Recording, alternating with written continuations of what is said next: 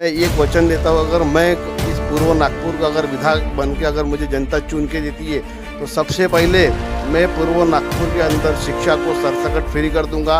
एक साइकिल वाले का बच्चा और एक अंबानी का बच्चा एक ही स्कूल में, एक ही बेंच में, एक ही स्कूल, एक ही टीचर से वो अपनी शिक्षा ग्रहण करेंगे।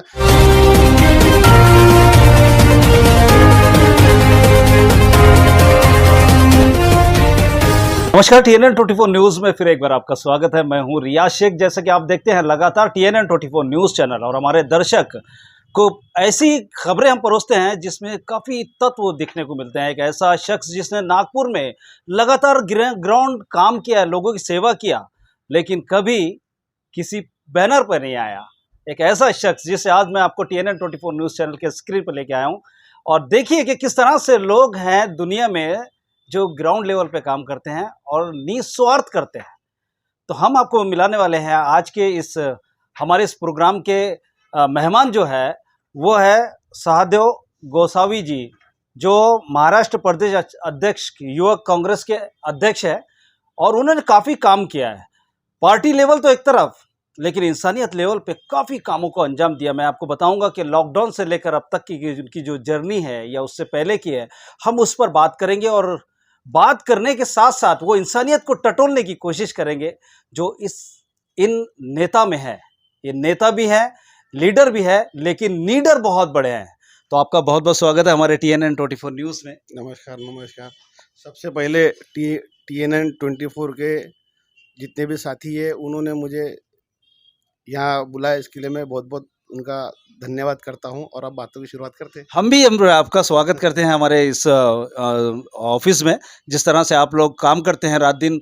देखिए, इंसान ना दो आंखों से देखता है दुनिया को, लेकिन हज़ारों आंखें, हज़ारों लोग जो है वो ऑब्जर्व करते हैं, जिसमें से हम भी हमेशा आपको ऑब्जर्व कर रहे थे कि आप किस तरह से ग्राउंड लेवल पे काम कर रहे हैं। इसीलिए आपको हमने आज हमारे स्टूडियो में बुलाया बात करने के लिए। तो कैसी आपकी जर्नी रही है? आपने कैसे शुरुआत किया कि कैसे आप यहाँ तक आए जहाँ आज लोगों के दिलों पे छाए हैं, गरीबों की रात दिन आप मदद करते हैं। हमने सुना लॉकडाउन में भी काफ़ी आपने मदद की है। वो जर्नी आपकी बताइए पहले, सबसे पहले। समाज सेवा ये इंसान के दिल के अंदर होना चाहिए। लोगों के पास बहुत पैसा है, कई लोगों के मन में इच्छा भी रहती है, पर करना कैसा ये बहुत से लोग नहीं कर पाते हैं। तो समाज सेवा की ये जो भावना है ये हर इंसान के दिल में होना चाहिए। अगर दिल में आपके भावना और जज्बात है तो अगर आप लोगों का अच्छा कार्य करेंगे तो आपसे लोग जुड़ते जाएंगे और आपका कारवा बनते जाएंगे। हमने सुना कि लॉकडाउन में काफ़ी आपने मेहनत किया है, यहाँ तक कि आपने कुछ कैश भी बाँटा है, उसके अलावा आपने खाना खिलाया है, उसके बाद में आपने जो लोग पैदल आ रहे थे उनकी भी काफ़ी मदद की। हालाँकि लॉकडाउन को काफ़ी दिन हो गए, लेकिन यादें रह जाती हैं। उस यादों में मैं आपको खींचना चाहता हूँ कि आपके जो जज़्बात हैं उनको बाहर लाना चाहता हूँ। देखिए क्या है ना, जब लॉकडाउन जब 2020 मार्च से स्टार्ट हुआ तो हम सबको पता है कि जो हैदराबाद से कई लोग पैदल, साइकिल से पैदल अपने अपने घरों के लिए मध्य प्रदेश, अपने भारत से, अपने नागपुर से लगा हुआ क्षेत्र है।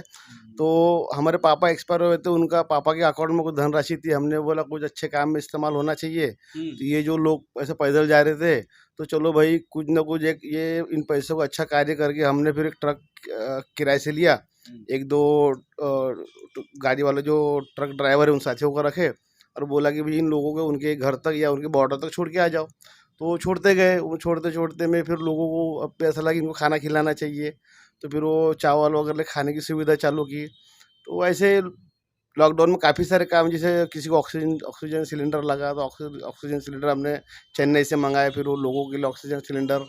तो ऐसे बहुत से चीज़ें हैं। अब भगवान ने चुना तो हमने वो काम करते गए। दोस्तों, मैं आपको लॉकडाउन की तस्वीरें याद करा दूं। वो टाइम, वो समय मैं आपको आपके सामने एक मंजर बांध के ला देता हूं कि जिस तरह लॉकडाउन में खाने की सुविधा नहीं मिल रही थी, लोगों को पानी नहीं मिल रहा था, अब लोगों को घर जाने के लिए कोई सुविधाएं नहीं थी। ऐसे दौर में उस वक्त पुलिस, पत्रकार और डॉक्टरों ने काफ़ी मदद की, काफ़ी सेवाएं की, लेकिन साथों साथ जो ग्राउंड लेवल से काम करते हैं जैसे इनके जैसे ऐसे लोगों ने बहुत कुछ लुटाया, पैसे के साथ साथ प्यार भी लुटाया और सबको अपनी जिम्मेदारियों का एहसास दिलाते हुए उनकी मदद करने की अपने अपने तौर पे सबने किया। चलिए हम आगे बढ़ते हैं इस इंटरव्यू को लेके। आज के दौर में जो शिक्षा है, शिक्षा काफ़ी महंगी होती जा रही हैं, हॉस्पिटल महंगा होते जा रहा है, लोगों को आज इलाज कराने के लिए पैसे नहीं है और डॉक्टरों की हम फीस देखें तो बहुत ज़्यादा है। तो इसमें क्या कहना चाहते हैं आप? किस तरह से आप इसको देखना चाहते हैं, किस नज़रिए से देखते हैं? जिस हिसाब से इस देश में जो राजनीति हो रही है, अगर राजनीति सही मायने में होना चाहिए तो शिक्षा के ऊपर और हेल्थ के ऊपर होना चाहिए। पर भावना, अगर आप दिल्ली के मुख्यमंत्री अरविंद जी केजरीवाल का अगर आप भावना देखें, तो उन्होंने दिल्ली के अंदर शिक्षा को बिल्कुल समानता की ओर ला के दिया। वहाँ पे सभी बच्चे एक समान हैं और एक समान पढ़ रहे हैं, वहाँ पे शिक्षा बिल्कुल फ्री है।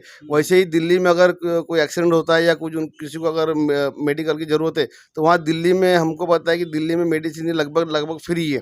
तो ऐसे ही देश जब अरविंद केजरीवाल एक मुख्यमंत्री होकर अगर दिल्ली में सब कुछ कर सकते हैं, तो हमारे देश के पंतप्रधान जी ये पूरे देश में क्यों नहीं कर सकते हैं? भावना होना चाहिए, अगर आपके मन में भावना नहीं है करने की तो आप कुछ नहीं कर सकते। क्या एक तरह से बीजेपी के मुंह पे तमाचा नहीं है कि जिस तरह केजरीवाल कर रहे हैं, बिजली फ्री, पानी फ्री और शिक्षा भी फ्री, बीजेपी सरकार जो है वो कर सकती है ऐसा? बीजेपी सरकार कर सकती है, उनके मन में वो भावना होना चाहिए। मैं बार-बार एक ही चीज़ बोलता हूँ कि अगर आपके मन में किसी चीज़ को करने की भावना है, तो वो चीज़ साकार होंगी, अन्यथा कुछ नहीं होगी। मैं एक वचन देता हूँ, अगर मैं इस पूर्व नागपुर का अगर विधायक बन के अगर मुझे जनता चुन के देती है, तो सबसे पहले मैं पूर्व नागपुर के अंदर शिक्षा को सरसकट फ्री कर दूँगा। एक साइकिल वाले का बच्चा और एक अंबानी का बच्चा एक ही स्कूल में, एक ही बेंच में, एक ही टीचर से वो अपनी शिक्षा ग्रहण करेगा। सबके लिए एक समान रहेगा और वो स्कूल, क्योंकि आज एक मध्यम घर का जो व्यक्ति है, वो स्कूल की जो फीस है 5 लाख, 7 लाख, 2 लाख, 3 लाख ये पेयर नहीं कर पा रहा है। तो शिक्षा मुझे लगता है कि ये बिल्कुल फ्री होना चाहिए। साथ-साथ में जो हेल्थ है, अगर किसी का एक्सीडेंट होता है, किसी बहन की डिलीवरी है, किसी को अगर कैंसर जैसी कोई किडनी की बीमारी होती है, तो सरकार ने इस बीमारी को, चाहे वो 10 लाख का खर्चा हो, 15 लाख का हो या 50 लाख का हो, सरकार ने इसकी ज़िम्मेदारी लेनी चाहिए कि ये इसका इलाज मुफ्त में हो। अगर सरकार नहीं करती है और मुझे अगर कभी पूर्व नागपुर में मौका मिलता है, तो मैं वचन देता हूँ कि ये 2 चीज़ मैं बिल्कुल पहले ही चुन के आने के बाद पहले ये 2 चीज़ें मैं पूरी तरह से मुक्त कर दूँगा, फ्री कर दूँगा। मुझे वचन से याद आ रहा है कि वचन तो करते हैं लोग लेकिन निभाते नहीं है, क्या आप निभाओगे? सर, मेरा अगर आज तक की जर्नी मेरे क्षेत्र के लोगों ने देखी कि मैं 90% में समाज सेवा करता हूँ और 10% ही मैं राजनीति करता हूँ। क्योंकि जब भी अगर ये हमारे नंदनवन सलम में अभी हाल ही के बारिश में एक बाढ़ आई थी, तो सबसे पहले आप जनता में जाके अगर पूछोगे तो सबसे पहले वहाँ पे उपस्थित होने वाला सहदेव गोसावी एक समाज सेवक है। क्योंकि लोगों को दूध, दही, खाना ये, क्योंकि एक बार घर में अगर 6-7 फुट अगर पानी घुस जाए तो हमको पता चलता है कि ये पानी उतरने को 4 घंटे 5 घंटे लगेगा। वहाँ कई ऐसे बूढ़े थे, कई बच्चे थे, हमने कई बूढ़ों को स्कूल में शिफ्ट किया, कई बच्चों को स्कूलों में लाया और उनको मेन कि उनको सुबह की चाय नाश्ता इनकी व्यवस्था हमने की। सरकार इस देश में ऐसा है कि बहुत लेट लतीफ़ काम करती है। आज अगर एम्बुलेंस को बुलाओ तो एम्बुलेंस 1 घंटे बाद पहुँचती है, पर सहदेव गोसावी ऐसा पूर्व नागपुर में एक ऐसा उभरता हुआ, यानी लोग हमें बोलते हैं कि लोग एक उम्मीद के नज़र से देख रहे कि सहदेव गोसावी तक अगर कोई बात पहुँचे तो ये बात 100% पूरी होती है और ये इंसान उसके लिए सक्षम है और वो चीज़ कर सकता है। इसलिए हम वादा नहीं, हम यकीन दे रहे कि ये शिक्षा और हेल्थ का, मेडिकल का जो है हम 100% करा के देंगे, अगर जनता मुझे विधायक चुन के देती है तो। तो क्या किस तरह से, जैसे कि आपने शिक्षा पे जोर दिया, मेडिकल पे जोर दिया, पढ़ाई पे दिया, गरीब जो तबके के लोग हैं जिनकी हालात आज भी बहुत खराब कंडीशन है, एक टाइम कमाते हैं, 2 टाइम खाते हैं, तो इन लोगों को रोजगार के बारे में क्या आवाज उठाओगे आप? देखिए सर, रोज़गार अभी हमारे पंतप्रधान ने कहा था कि हम 15 लाख रुपए देंगे, 2 करोड़ साल के रोज़गार देंगे और अभी कहाँ ये, कहाँ 15 लाख है, कहाँ रोज़गार है। आज देखो, आज एक एक चपरासी की ड्यूटी के लिए बड़े-बड़े ग्रेजुएशन डिग्रियाँ लेके वहाँ आते हैं। चपरासी जॉब यानी एकदम 3rd लेवल की जॉब है, उसके लिए अगर क्लास 1 जो शिक्षा प्राप्त की आईपीएस, आईएएस जैसे लेवल के लोग अगर उसके लिए निवेदन कर रहे हैं, तो इस देश का युवा कहाँ जा रहा है, इस देश की सरकार उन युवाओं को कहाँ लेके जा रही है, ये हम और तुमको इसका अनुभव तो हो ही रहा है आज की परिस्थिति में कि देश में कितनी बेरोजगारी बढ़ चुकी है। मोदी जी को विश्व गुरु माना जा रहा है और आप बोल रहे हैं कि यहाँ पर कोई विकास नहीं हुआ किस तरह से, तो क्या क्या मान के आप ऐसे इस बात के? विश्व गुरु सर, विश्व गुरु मानना और देश में हकीकत बताना ये 2 अलग-अलग पहलू है। आज आप टीवी देखो कि मैं हमेशा मीडिया के बारे में बोलते रहता हूँ। क्यों बोलता हूँ मैं? क्योंकि मीडिया इस देश का पारदर्शिता को लाने के लिए मीडिया का काम है, क्योंकि मीडिया इस देश का चौथा स्तंभ है।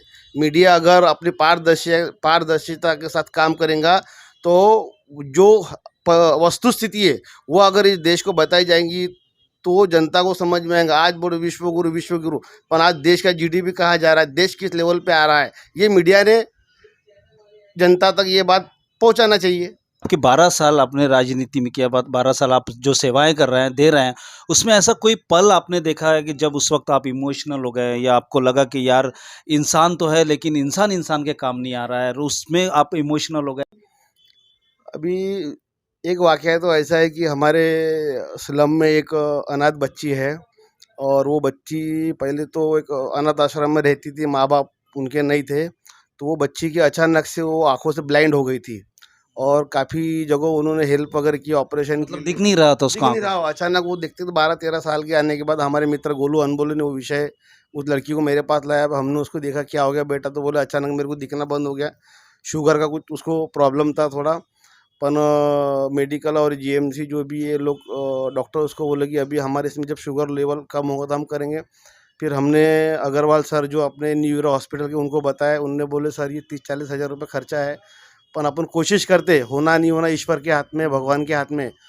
तो वो हमने पूरे साथियों ने थोड़े-थोड़े जब वो पैसे मिला के उसका ऑपरेशन कराए, और ऑपरेशन होने के बाद जब दूसरे दिन वो बच्ची को देखा तो बच्ची ने बोला कि ये आसमान है, ये भैया आप हो गया, सहदेव जी आप हो गया, आपने मेरा ऑपरेशन करा है। तो उस समय वो दिल भर के आ मतलब गया। रोशनी आ गई थी उसके आंखों हाँ, में? उसकी आँखों में क्या रोशनी क्या माहौल होगा उस वक्त? माहौल हो गया, और उसने बोला कि सहदेव जी मैं आपके पैर छूती हूँ, आपने मुझे दुनिया बताई है, मैं आपको नहीं भूलूँगी। देखो, कराने और करने वाला ईश्वर है, हम सिर्फ़ कठपुतली है, पण वो जो भावनात्मक समय था वो मेरे दिल को छू गया कि चलो भगवान ने हम हमारे हाथ से कुछ अच्छा काम करा है। ऐसा ही एक वाक़या ऐसा है कि लॉकडाउन के समय जैसे जो कोरोना से जिसकी मौत होती थी, तो वो जो अपने यहाँ मध्य प्रदेश, सिवनी, बालाघाट, इन जो मध्य प्रदेश क्षेत्र के लोग अपने नागपुर के मेवो और मेडिकल में मरते थे, तो महानगर पालिका उनको फ़ोन करती थी रिश्तेदारों की, आपके परिजन की मौत हो गई है, उसको चेन खोल के बताते थे घाट में लाके, और उसको अग्नि के हवाले कर दिया जाता था। तो हमारे हिंदू के हिसाब से पंच तत्वों में विलीन होने के बाद उसकी आत्मा तृप्त होती है। पर यहाँ क्या होता था कि कोविड से मरा हुआ इंसान को उसके अंतिम संस्कार भी नहीं दे पाया हाँ, कोई वो पूरी आग तरह। आग लगा के परिवार चले जाते थे, पर वो जलने के बाद जो उसकी राखड़, वो राखड़ को वैसे ही छोड़ देते थे। और ये घाट जिसको के अस्थियां अस्थियां कहते थे। अस्थिया को घाट के लोग क्या करते थे, वो अस्थियों को नाग नदी में फेंकते थे, पर हमें बुरा लगा।